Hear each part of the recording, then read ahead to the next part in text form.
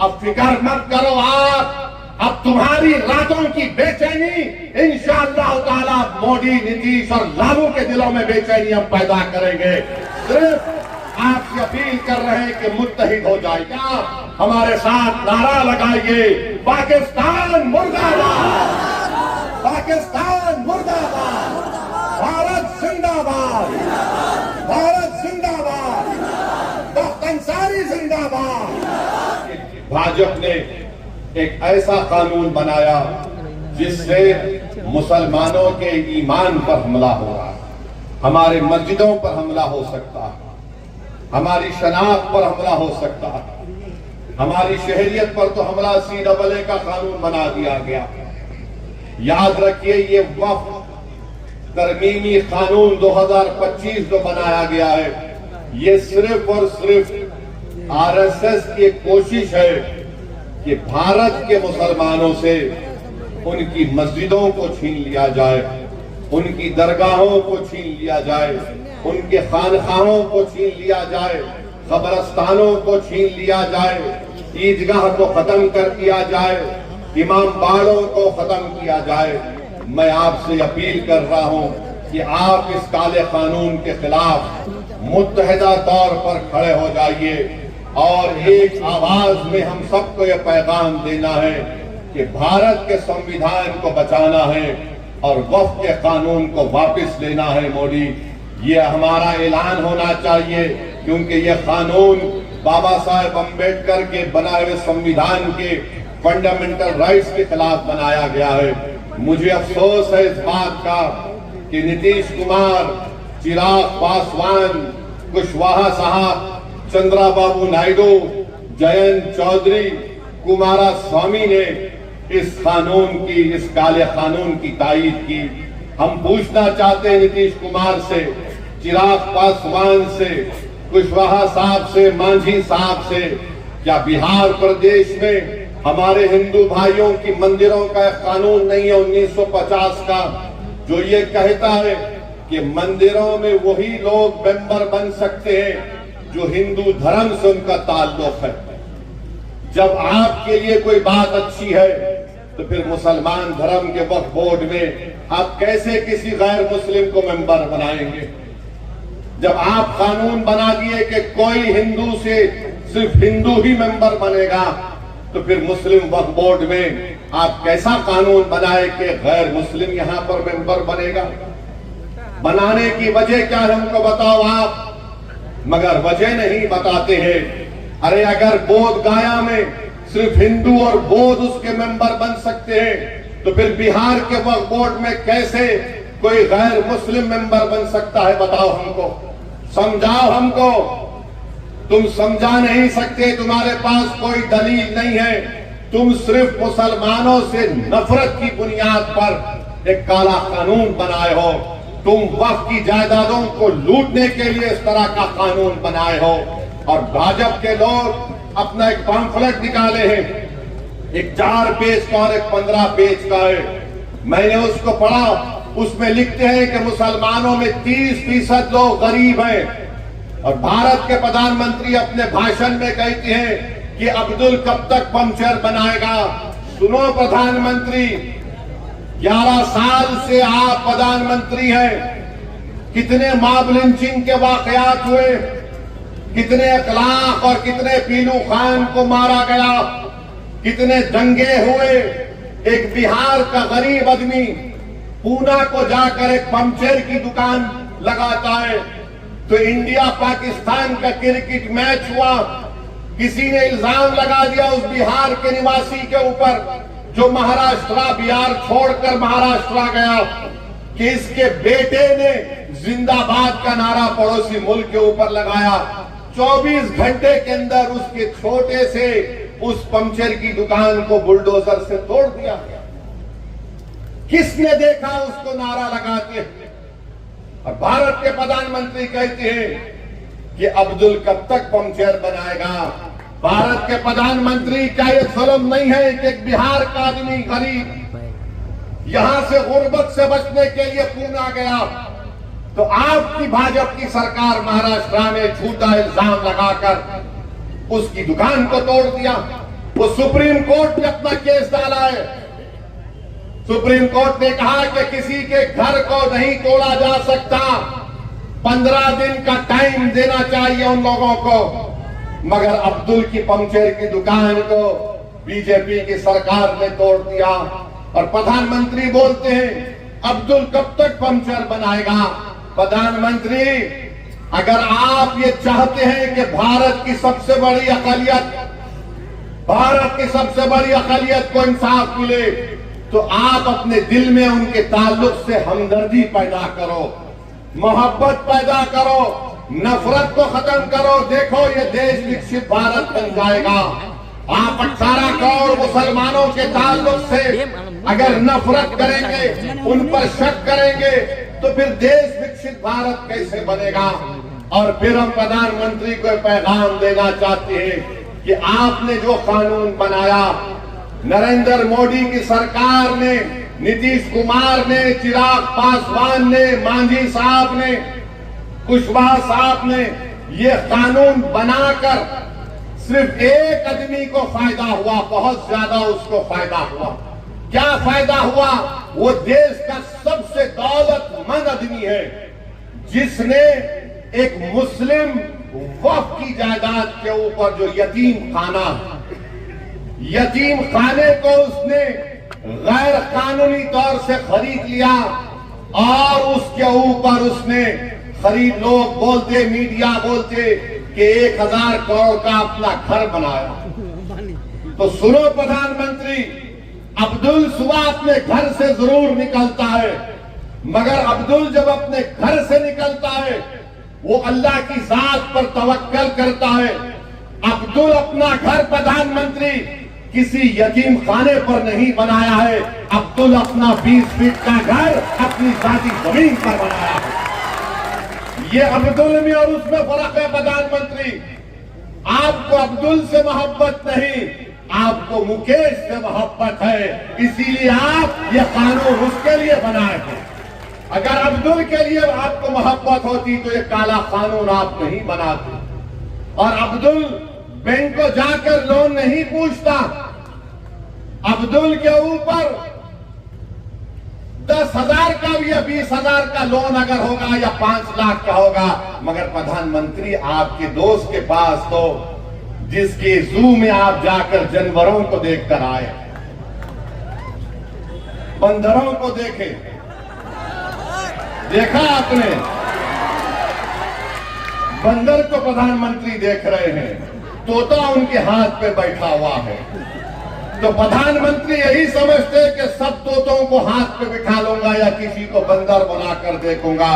प्रधानमंत्री ये चंपारण की सरजमीन है, एक राजपूत शेर के तौर पर बैठा हुआ है। आप क्यों बनाए यह कानून? सेक्शन 2C किस लिए बनाया गया, बोलो हमको। हमारे हैदराबाद में कहावत है कि मामू की मिठाई की दुकान पर नाना की फातिया। तो प्रधानमंत्री ने हमारे बोरी मुसलमान भाइयों का नाम बताकर मुकेश भाई की फातिया पढ़ दी वहां। सेक्शन 2C बना, मुकेश भाई मौजा ही मौजा हो गए। आई एम हैप्पी बोल दिए प्रधानमंत्री। प्रधानमंत्री ये क्यों किया आपने? ये कानून ये बना दिया कि अगर जितने बिहार में आसार कदीमा के तहत मस्जिदें होंगी, जो दर्जे वक्फ है बिहार वक्फ बोर्ड में, वो वक्फ की जायदाद नहीं रहेंगी, आसार कदीमा उसका मालिक होगा। जो जालिम लोग टीवी चैनल पर बैठकर आदिल हसन से असदुद्दीन ओवैसी को गाली देते हैं, प्यारे जितनी गाली देना है दो, कोई फर्क नहीं पड़ता। तुम्हारी गाली देने से मेरी इज्जत में फर्क नहीं आता, तुम्हारी गाली देने से मेरी शोहरत में कमी नहीं आती, तुम्हारी गाली देने से मेरी रात की नींद खराब नहीं होती। हाँ, अगर तुमको फायदा होता है क्योंकि तुम्हारे दिलो दिमाग में एक बीमारी है नफरत की, शायद ओवैसी को गाली देने से वक्तिया तुमको फायदा होता है तो दो, मगर ये तो बताओ इस कानून में किसको फायदा पहुंच रहा है? कुछ फायदा नहीं है मुसलमानों को। और प्रधानमंत्री बोलते मुसलमान 30% गरीब है। अगर है तो तुमने क्या किया बताओ, अगर है तो बताओ तुमने। विजारत अखलाकी बहबूद, मिनिस्ट्री ऑफ माइनॉरिटी अफेयर्स, वहां पर मौलाना आजाद की फेलोशिप बंद कर दी। जो अकलियतों के बच्चे जिसमें मुसलमान, सिख, ईसाई, बौद्ध और जैन धर्म के जो पीएचडी कर रहे हैं उनको पैसे नहीं देगी सरकार, तो गरीबी आएगी नहीं आएगी। जो मुसलमानों के बच्चे सबसे ज्यादा ड्रॉप आउट रेट पूरे देश में अगर आप देखेंगे किसी समुदाय का है तो मुसलमानों का है। जो चौथी जमात में, पांचवी जमात में अब तक स्कूल छोड़ देते हैं। क्यों छोड़ते हैं? क्योंकि अब्दुल चाहता है पढ़ाना अपने बच्चों को, मगर अब्दुल के पास घर में खाना खिलाए या फिर बच्चों को पढ़ाए। तुमने प्री मैट्रिक स्कॉलरशिप को 9वीं क्लास से कर दिया, जबकि हम पुकार रहे कि अरे चौथी, पांचवी, छठी जमात में करो। तो नरेंद्र मोदी ने कहा नहीं नहीं, अब्दुल नहीं पढ़ सकता चौथी, पांचवी, छठी जमात, वो 9वीं जमात में आया तो स्कॉलरशिप मिलेगा। अरे अगर जो चौथी, पांचवी, छठी, सातवीं पढ़ेगा तो 9वीं को पहुंचेगा ना। प्री में पोस्ट मैट्रिक स्कॉलरशिप हम पुकार कर कह रहे कि बढ़ाओ, नंबर बढ़ाओ, नंबर बढ़ाओ, मगर बीजेपी बोलते हम 1 लाख को दे रहे। अरे जालिमो, तुम झूठ बोल रहे हो। तुम नंबर नहीं बढ़ाने की वजह से हर साल डिग्री में हमारे कम से कम 5 लाख बच्चे स्कॉलरशिप से महरूम हो जाते हैं। और बढ़ाने के लिए सिर्फ 1000 करोड़ की जरूरत है, 1500 करोड़। मगर मोदी ने बोलेंगे अब्दुल पंक्चर बनाता। मोदी जी, दलील देकर कह रहा हूं, झूठ नहीं बोल रहा हूं। आप मेरे दलील का जवाब नहीं दे पाओगे। अरे अब्दुल अगर गरीब है तो हुकूमतों ने हमको गरीब बना दिया।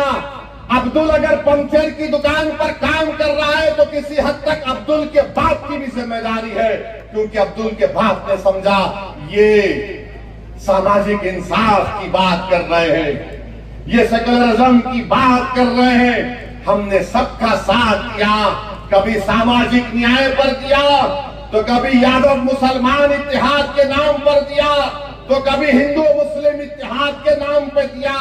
जिसको हमने वोट दिया वो मोटा हो गया, वो महल में जाकर बैठ गया, और जिसने उनको वोट डाला गरीबी उसका मुकद्दर बन के रह गया। तो अब आपको सोचना है कि आप किस तरीके से फैसला लेंगे। हम आपके सामने ये बोलने आए हैं कि भाजपा भी जिम्मेदार है अगर अब्दुल जिम्मेदार गरीब है। और बीजेपी अपने पैम्फलेट में कहती है कि 70% वक्फ की जायदाद पर कब्जा हो गया, तो तुम कब्जा कैसे निकालोगे? मोदी ने कानून ये बनाया कि जो 12 साल से जिस जमीन का मालिक अल्लाह है उस पर अगर वो 12 साल से कब्जे में है तो मोदी कह रहे हैं कि मालिक तो अल्लाह होगा, मगर मैं कानून बनाकर तुझे मालिक बना रहा हूं। वो 70% अगर जायदादों पर वक्फ की जमीन पर कब्जा हुआ है तो सब लैंड ग्रैबर काबिजीन उसके मालिक बना दिया आपने। बताओ फिर क्या होगा? यह कानून शियाओं को नुकसान पहुंचाता है, सुन्नियों को पहुंचाता है, बोरियों को पहुंचाता है। यह कानून देवबंदियों को नुकसान पहुंचाता है, बरेलवियों को नुकसान पहुंचाता है, अहले हदीस को नुकसान पहुंचाता है। यह कानून मुसलमानों को नुकसान पहुंचाता है। इसलिए हम आपसे अपील कर रहे हैं कि all India Muslim personal law board ने जो एहतजाजी प्रोग्राम बनाया है आप उसका साथ दें। आपने बत्ती गुल की थी, 15 मिनट के लाइट गुल कर दिया आपने, किया था ना आपने। अब जब विधानसभा के चुनाव आएंगे,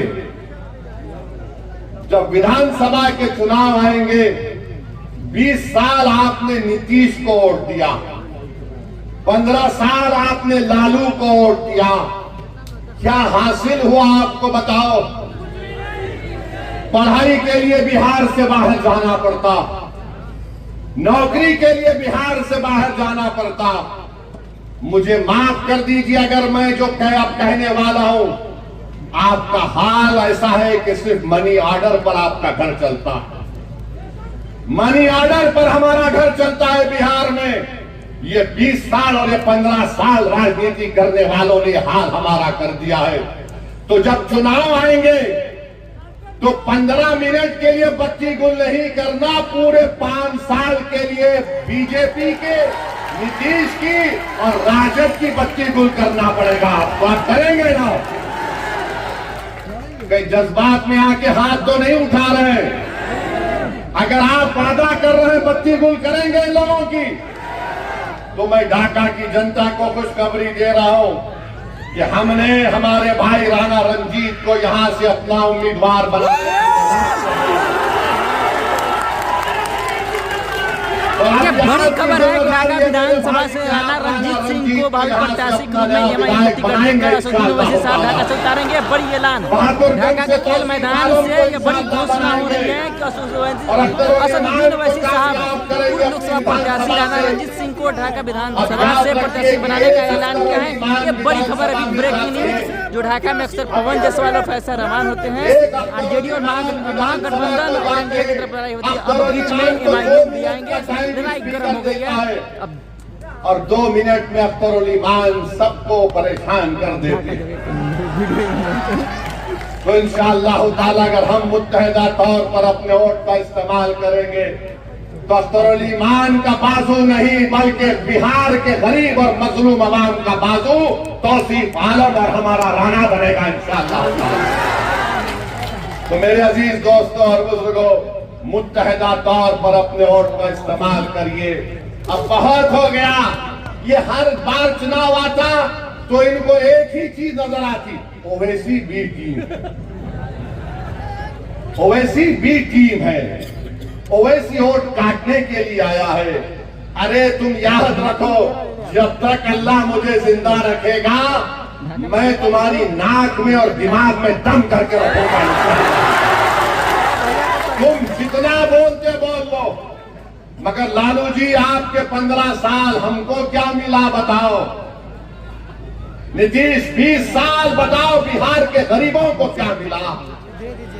आप 20 साल मुख्यमंत्री रहे। अब तो एक वीडियो देखा कि जन गण मन हो रहा है तो नीतीश कुमार हाथ पकड़ के ऐसा ऐसा कर नहीं मालूम क्यों कर रहे। शायद अख्तर उल ईमान के पास वो डॉक्टर भी है, सियासी डॉक्टर भी। आप बताइए आप किसका साथ देंगे? जिसको आपने 15 साल आजमा लिया, जिसको आपने 20 साल देख लिया और हमको गाली देते थे। 2 मरतबा लालू नीतीश आए और कहा कि ओवैसी को रोको वरना भाजपा आ जाएगी, और आप बेचारे मासूम इनकी बातों में आ गए। आपने उनको वोट दिया, मगर फिर वो लड़ लिए, फिर ऐसा लड़ लिए कि बीजेपी भाजपा आ गई। तो जिम्मेदार हम नहीं है अगर बिहार में बीजेपी है, जिम्मेदार लालू है और नीतीश कुमार है। और याद रखिए, हमारी जिम्मेदारी नहीं है, हमने कभी भी फिरका परस्ती का साथ नहीं किया। हमने हमेशा हिंदू मुस्लिम इत्तेहाद को मजबूत करने का काम किया। मगर याद रखो मेरे अजीज दोस्तों और बुजुर्गों, मगर ये बात तो सही नहीं है कि मैं अपने घर को जलाकर किसी के घर में जाकर रोशनी का चिराग जलाऊं। मेरा घर अगर आबाद रहेगा तो मैं अपने घर के चिराग को जलाकर बाजू के घर में जाकर चिराग जलाऊंगा।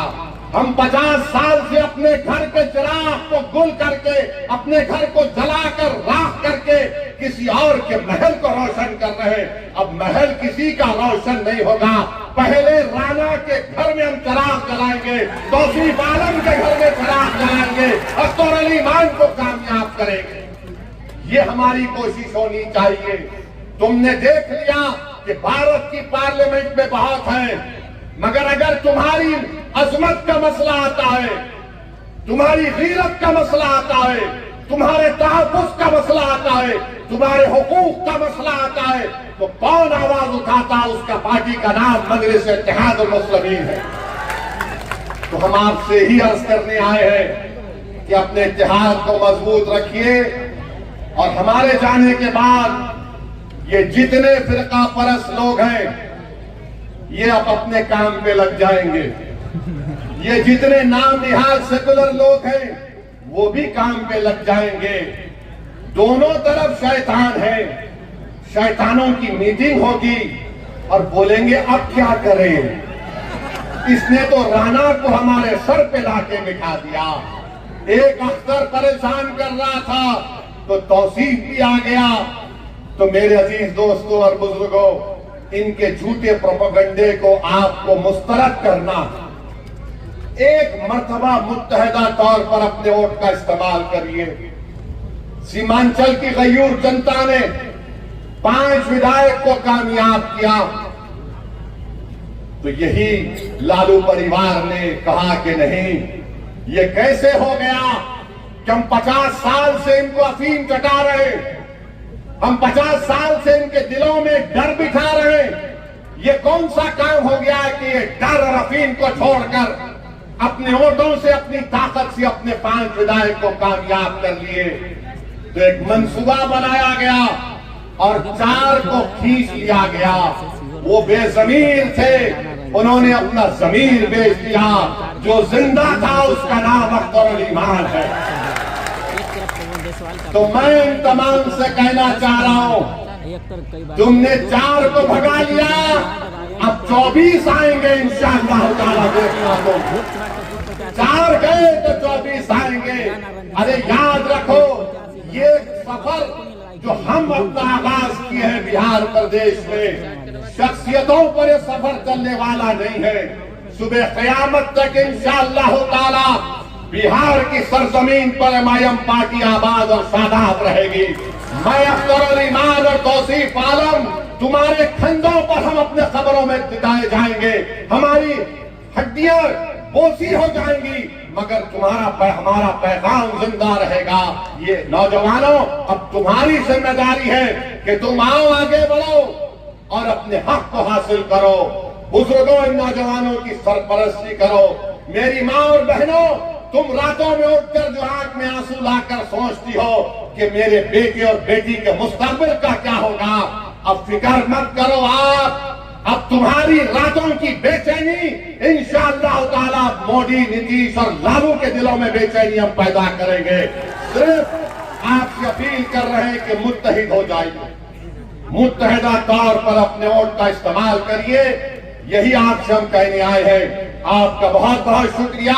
हमारे साथ नारा लगाइए, पाकिस्तान मुर्दाबाद, पाकिस्तान मुर्दाबाद, भारत जिंदाबाद, भारत जिंदाबाद, तख्त अंसारी जिंदाबाद। अस्सलाम वालेकुम व रहमतुल्लाहि व बरकातहू।